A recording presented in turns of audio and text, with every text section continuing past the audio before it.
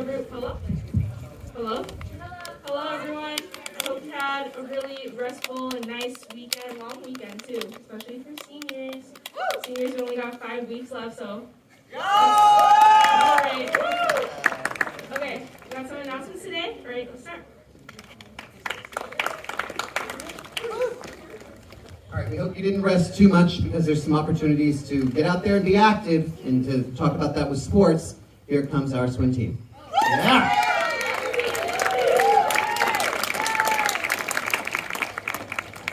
Okay, Michael. Yeah, you're welcome. So last Friday, the swim team drove down to Santa Cruz for a swim meet. Drove up for a swim meet, and we had some very spectacular races.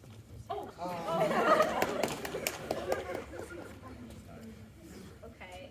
Starting off with the girls 50 freestyle. Okay. For those of you who don't know what a 50 freestyle is, Wow. it's 2 laps of the pool as fast as you can. Wow, super good. And Quincy Key qualified for the Central Coast Section Championship.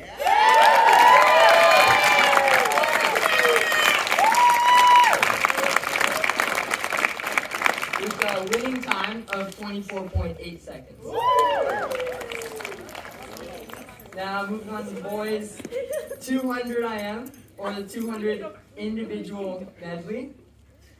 This race is 8 laps of the pool, the first 2 of which are butterfly, the second 2 backstroke, and then breaststroke, and then finally 2 laps of freestyle. And Robert Julian had a photo finish, winning the race by 0.03 seconds.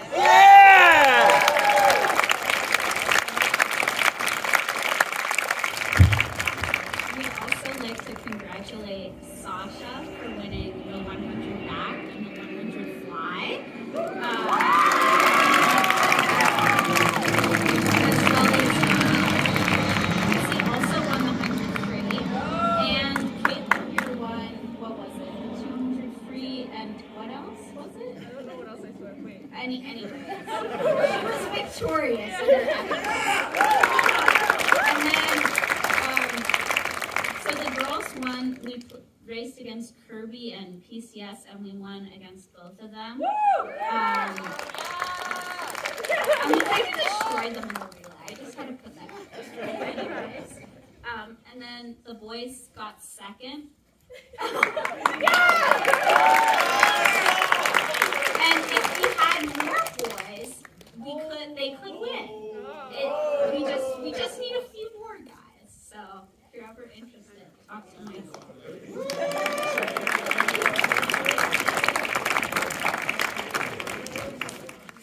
Hey guys, girls lacrosse has a game today at 3 p.m. up on the lower field. If you're on the team, change out before going up to the game at work jobs or lunch. Come out to support us. I'm going to be in goal. So yeah, it's going to be fun, and you should come watch and cheer us on. Who are we playing? We're playing Monterey.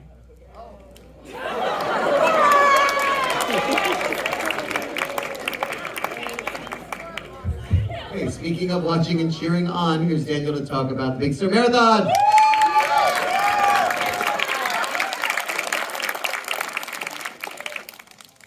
So there will be a meeting for all the volunteers tomorrow at the fourth period at room 6. And if you, it's mandatory, so if you inquire or band, please contact me or Ms. Adams. If you have changed your mind about the and permission slips and papers are due today, and turn them in at the front office. Thank you.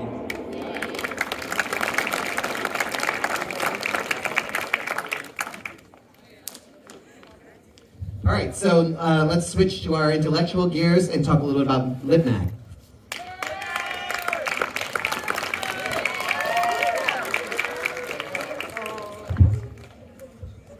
Okay, so cafe night is on the 22nd, and that's this Friday, so please come and share your works. You can share art or poetry, but you can also just come to listen. It'll be fun. And there's gonna be food like snacks, sweets, and drinks. So come to cafe night. And music. Share your music too. And so Mag magazine is going to be coming out soon as well. So if you have something to submit, please do. The QR codes, I think, are still around campus, but if they're not, you can always email somebody from LitMag, like Rachel, myself, Miss Barry, Natalie. Yeah.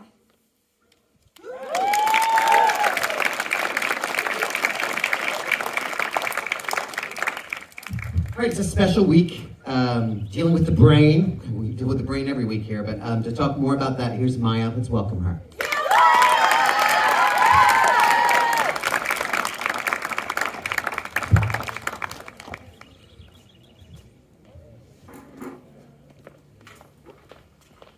Okay, hi everyone. That was really strong music. So I'm sure you guys all got my email last week about Brain Week. It's Brain Week. I'm really excited about this week. I'm doing it because I have an interest in psychology and neuroscience that I wanted to share with all of you guys. The topic for the week will be identity, belonging, inclusion, and diversity. And the goals for this week will be to bring all of you around this issue and talk about it and try and reflect on our privilege and others and how we can try and be more inclusive ourselves. So last week I also sent out a form that some of you answered that I just wanted to talk about a little bit. So I asked, what proportion of people do you think have implicit bias? And you guys answered that 45 to 100%.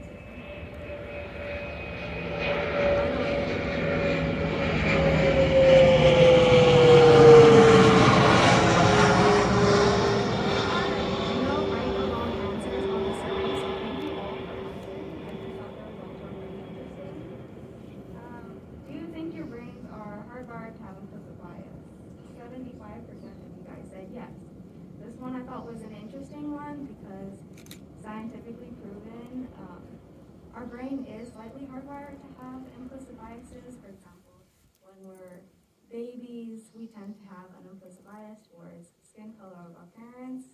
We'll be more drawn to people who are the same skin color of our parents. So it just grows up with us. Now it gets a little more personal. Have you, in the last year, felt excluded or not welcome because of some dimension of your identity? I think a lot of us have. I think York is very good about being very inclusive and diverse, but sometimes it just happens not necessarily in York, out of York. I just thought these results were very interesting.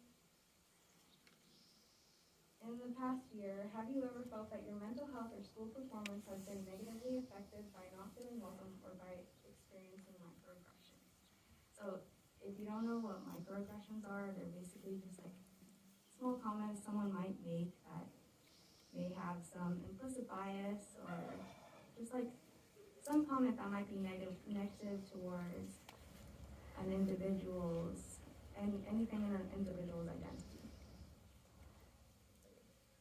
Now this one I thought was the most interesting question. Have you in the last year felt that you have committed microaggressions, disrespected, discriminated against, said something which may have been offensive towards others based on a dimension of their identity?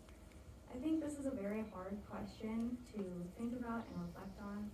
And I feel like I may have sometimes done that myself and regret it and may not have even realized it.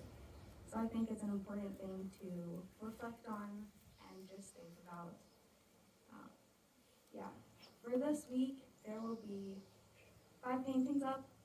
I also said this in my email, but please go look for those. The first 5 people to find 3 of them and send me pictures will win a prize. Yay.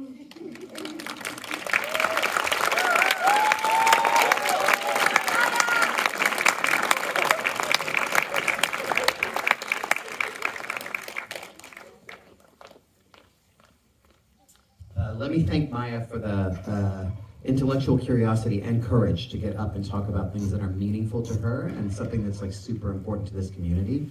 And we welcome any of you guys. If you have your own interest in something, make a plan to come at break or to even propose a special time that can be reserved for you during other school days for you to talk about what your passion is that you want to share with the school. Speaking of that, In the next coming weeks, a few of you will be sharing your passion to become all school leaders by putting forth your nominations to become members of next year's Executive Student Council. I want to, first of all, acknowledge all the wonderful work that your Executive Student Council has done so far this year and continues to plan to do before the end of the year. So can you guys recognize all the amazing things they've done for you?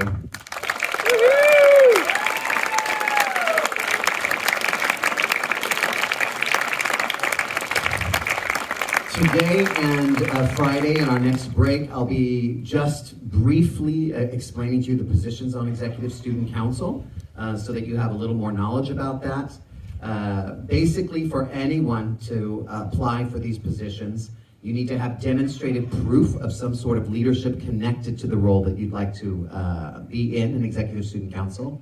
And for all roles, you need to be a 9th, 10th, or 11th grader, rising 9th, 10th, or 11th grader. And for the Executive Student Council President, a rising senior.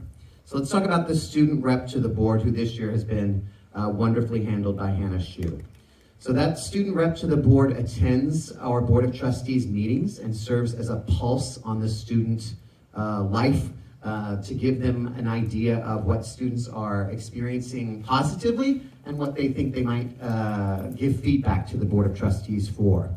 That person welcomes the board when they come to campus and serves as a host and a sounding board for them to get your ideas into their meetings. Next, we have the tech officers, who this year have been courageously and fantastically represented by Wesley Cordier and Francis Cardinale. If you love setting this kind of stuff up that just helped Maya, if you like working with Mr. Brookhauser, and if you want us all to sound and look pretty all the time and have pretty charts behind us, consider running for tech officer. This is a position that we usually ask for a team of 2 people to do because there's so much involved. We then have the treasurer. The treasurer this year is being handled by Karun Sethi, so we're extremely pleased with his work. If you have already served as a treasurer in a class council or have just enjoyed investing, handling budgets, money, consider running for this position. All positions, I want to say this, even though they might seem limited in their scope of what they do, all people in the Executive Student Council take part in all planning and execution of all events that they set up for you guys. So if you're the treasurer, you're involved in planning. If you're the president, you're involved in planning and executing of these events. The secretary of the Executive Student Council. This year, I don't even know if we could have survived without Hannah Stackpole's amazing work. You need to be organized, and you need to be amazingly fast at typing and getting communications out. That's your job if you are the secretary. And then finally, I'll end today before we get to the vice president and president on Friday with the directors of student activities. We again like that to be a pair because there's so much work involved in that, and you can't imagine how much energy and creativity and time Esme and Camilla have put in for you this year. So it's pretty intense job to be the student activities directors. We welcome a pair of you that want to explore that. So Friday, I'll be filling you in on the responsibility specifically of the vice president and president of the Executive Student Council. I'll let you know that by next Tuesday, which is an E-Day, we'll need to have you email me at JDaniel to tell me that you're interested and that you have spoken with both a class officer, a class dean, and one of the Executive Student Council officers. In fact, the Executive Student Council officer who holds the role that you would like to apply for. It's great that you have a conversation with that person, and it's great that you've spoken with an adult that recognizes your leadership and what you're excited about. That could be me too. If you want to come and talk to me, I'll be happy to put the word in for you as well. So all of those will come in by next Tuesday. This Friday, I'll be telling you a little bit more about the president and vice president. I think that sets us up for a wonderful end to our break today with a sophomore speech. So is that right? Okay, so let's welcome up Mr. Noah Stackpole, who's going to tell us a little bit about the joys and challenges that tennis can provide.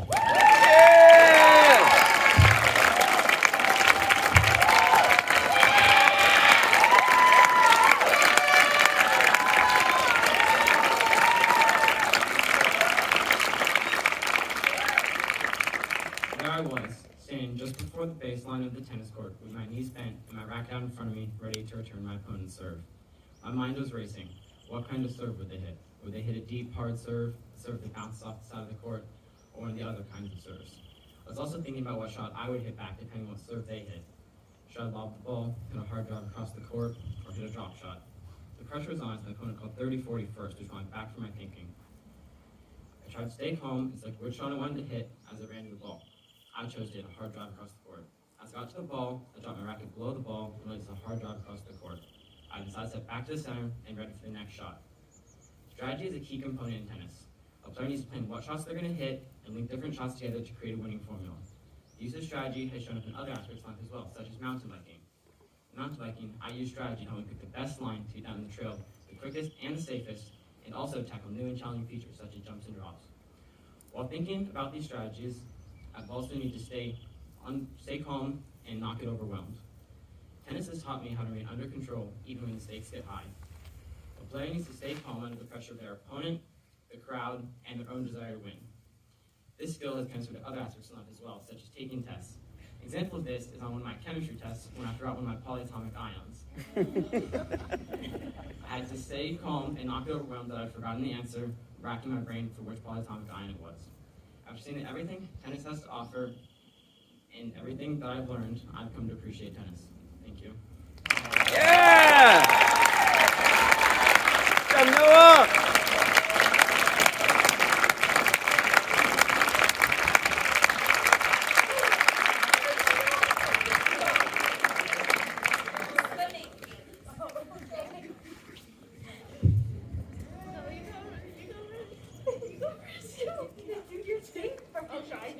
Okay.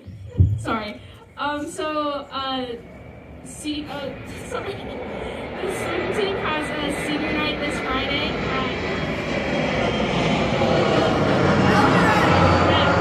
at Everett Alvarez, so if you can come out and support seniors on their last meet. Thank you.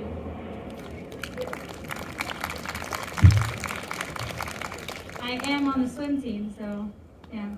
Just kidding. I'm on the lacrosse team. We have a game today. I don't know if you remember that announcement. But yeah, try and make it to the swim team senior night. They never really get many supporters because their games aren't, or their tournaments aren't very close. And they're pretty awesome, as you heard earlier. But yeah, have a good rest of your day. We do have general, so everyone who's in general, stay back for that. We're discussing the end of the year Spirit Week and a few other things. So yeah, have a good rest of your day.